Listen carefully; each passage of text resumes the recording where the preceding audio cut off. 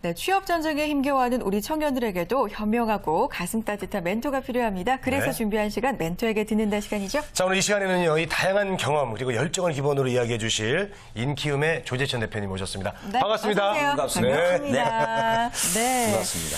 네. 자, 인키움의 조재천 대표님께서는요, 제가 듣기로는 이 일자리 창출로 대통령 선까지 받으셨다고 대단하십니다, 들었습니다. 진짜. 네, 예. 오늘 정말 든든한 말씀 많이 해주실 것 같은데요. 네. 자기소개 직접 좀 부탁드릴게요. 예. 제 같으면 전산을 전공해가지고 컴퓨터 전공해가지고 처음에는 그 삼성그룹에 컴퓨터 전공자로 들어갔습니다. 가서 전산실에서 이제 9년을 근무하고 이게 뭐 초기에는 컴퓨터 전문가로 생활을 하려고 그랬는데 나중에 보니까 이렇게 컴퓨터 전공자라는 것이 상당히 좀 변화에 민감해야 되고 나이가 또 많아지니까 이게 또 학습의 효과가 좀 떨어지고 이러다 보니까 제가 영업이 좀 낫겠다는 생각이 들어가지고 영업을 선택했어요. 네. 영업했는데 그 영업 중에서 저는 외부에 파는 것 이쪽을 지원을 했더니만 네. 교육 사업을 처음으로 이제 삼성그룹이 하게 됐어요. 네. 그래서 제가 교육 사업으로 들어갔고 그게 인연이 돼가지고 지금 이제 인키움이라고 하는 사람을 키우는 기업이라고 되어 있는데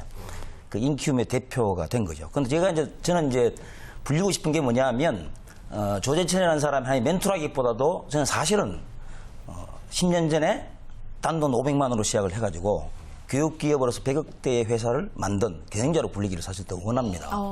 그런데 그것 때문에 이제 청년들하고 친해지게 됐는데 그러다 보니까 또 이제 멘토라는 이름을 같이 또 얻게 됐죠. 네.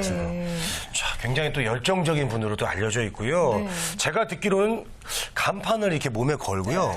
학교를 이렇게 다니시면서 학생들을 만나실 정도로 또 어떻게 엉뚱한 면도 좀 있으시고요. 예.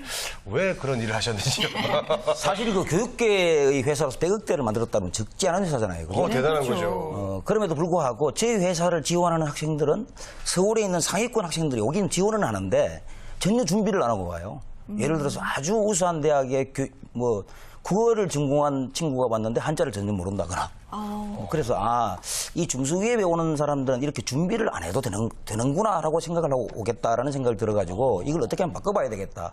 해서 제가 이제 저희 회사에 똑똑한 인재를 뽑고 싶다는 생각 때문에 그 간판을 걸고 우수한 인재를 뽑기 위해 가지고 제가 역설법으로 네. 그 바보를 찾습니다 이랬죠. 똑똑한 사람이 중소기업 가면 바보라고 그러는데 나는 그런 바보를 찾는다 해서 간판을 걸고 이제 전국 대학을 돌아다녔어요. 2개월 동안. 네. 그때 이제 저희 직원들은 대표님 회사에 100억대 회사를 만들어놨는데 어떻게 창피스럽게 그 간판을 두르고 돌아다니느냐 해서 경영진들이 다 반대를 했었어요.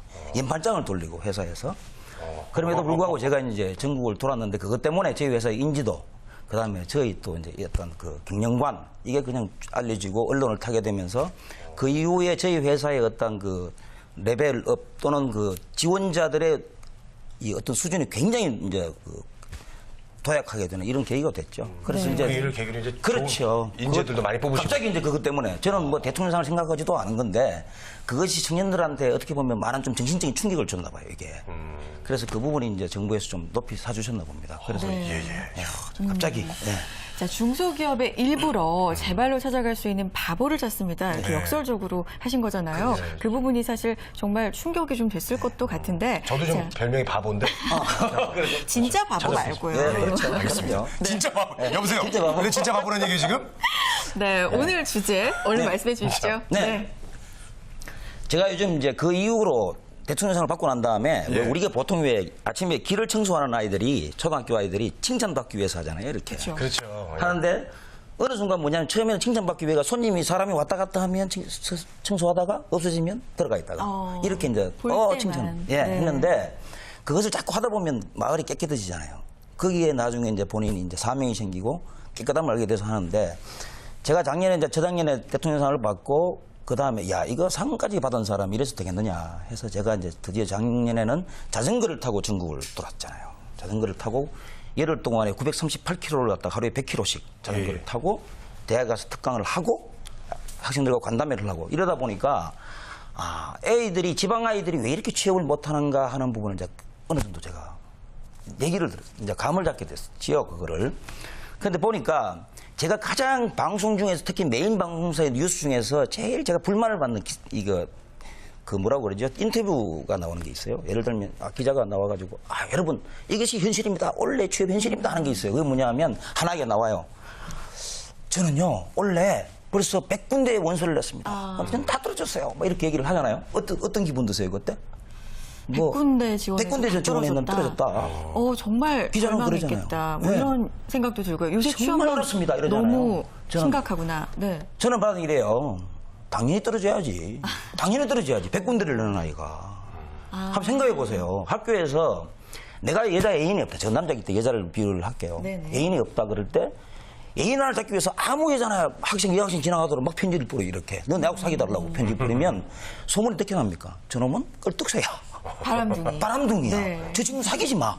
소문이 쫙 나잖아요. 마찬가지라는 거예요. 제가 하는 건 뭐냐면 정말로 취업하고 싶고 정말로 내가 일을 하고 싶으면 연애를 하면서 구애를 하는 마음으로 정말 한 여자를 집어서 적극적으로 하면 내가 뭐라고 그러죠? 그거 하더라도 바람을 맞더라도 계속 도전하는 이런 정신이 필요하다라고 해서 저는 이제 구애하듯 구직하라 이것을 얘기를 하죠. 네. 그럼 꼭 그렇게 두루두루 안 살펴보고 그냥 한 여자, 한 회사만 이렇게. 회사를 타입해서 여자도 타입이듯이 우리가 머리 좋은 여자, 얼굴이 이쁜 여자, 몸매가 좋은 여자, 돈이 많은 여자, 뭐 공부를 잘하는 여자 있잖아요. 예, 예. 회사도 그런 타입들이 있다 이 말이에요. 어. 그럼 예를 들어서 예. 나는 석유화학계를 가고 싶다. 뭐 나는 전자를 가고 싶다. 이게 하나의 여자로 보면 타입이라는 거예요, 이게. 여기만을 지원해야 되는데 금융사 지원했다가 떨어지고 또 안 되면 전자 갖다 떨어지고 이렇게 하면 여러 여자를 다친도록 하는 건 마찬가지다. 이성을 구할 때. 예. 그래서 이제 그렇게 해서 정말로 내가 나를 쳐다보고 정말 내게 맞는 여성이 어떤 타입인가. 이 부분을 보는 게 맞다고 저는 생각을 하는 거죠. 그리고 이제 두 번째는요? 네. 두 번째. 두 번째로는 뭐냐 하면 내하고 수준이 같아야 된다. 이 말이에요. 수준. 예. 그러면 뭐냐 하면 우리가 옛날 노래 중에 이런 게 있잖아요. 뭐 건넌 마을에 최진사 댁에 딸이 셋 있는데 칠보이가 가가지고 그냥 어떻게 하다 보니까 결혼을 했다 이 말이에요. 그러면 과연 칠보이가 행복할까요? 행복하지 않습니다. 현실로 보면 집안의 차이 나죠. 뭐 성과 아주 진사집의 딸과 이렇게 결혼을 했는데 그것이 과연 행복하겠냐 이 말이에요. 그 기업도 뭐냐 하면 우리가 대기업을 따서 노를 하는데 삼성그룹에 들어가가지고 만약에 임원이 될 확률이 얼마나 되나요? 얼마나 힘들어요. 네. 삼성에 들어가서 정말 지방대학을 나오든 서울에 있는 좋은 대학을 나오든 간에 자기가 능력이 없는 사람들은 천차만별입니다. 정말 일을 주면은 예사라고 하는 게 아니고 일을 받기도 힘든 상황이 벌어진다 이 말이에요. 그러니까 가면은 정말 엄청난 경쟁을 해야 되는 게 있다. 그래서 과연 내가 내 성적으로 내 실력으로 어떤 예인을 구했을 때 그 집에 장가를 가서 정말 내가 대우를 받고 존중한 동등한 마음으로 결혼생활을 할 수 있느냐. 아니면 쫓겨나오느냐. 네. 자존심 때문에 이런 것들이 그 직장 생활과 마찬가지로 네, 생각해요. 네. 그래서 내게 맞는 직장은 네. 좋은 직장이 아니라 내가 오랫동안 근무할 수 있는 직장이다. 이게 좀 네. 맞아야 된다. 그걸 찾아야 된다. 그렇죠.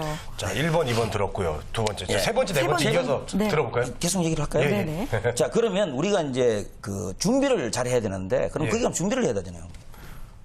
얼마 전에 이제 미국에서 한국에서 목동에서 고등학교 공부를 하고 참 공부를 잘했겠죠. 네. 아버지가 외국계 기업에 다니세요.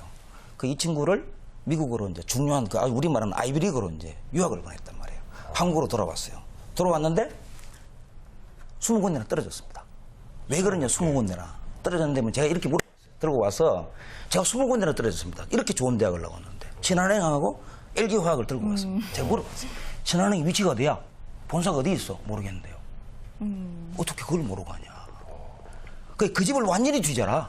완전히 가서 내가 사귀는 여자를 갖다가 정말 하려고 그러면은 그 여자의 가정을 다 뒤져라. 다 뒤져라. 밤에 가서 하루에 밤을 새라. 그 정도로 뒤져야 된다. 그래 회사 가서 같이 출근을 하고 같이 일을 하고 하는 것을 직접 일주일 동안 그 행동을 따라다니라. 그 직원들하고. 그러다 보면 그 회사의 모든 것이 보인다. 너는 그걸 보지 않았다. 그래서 떨어진 거다.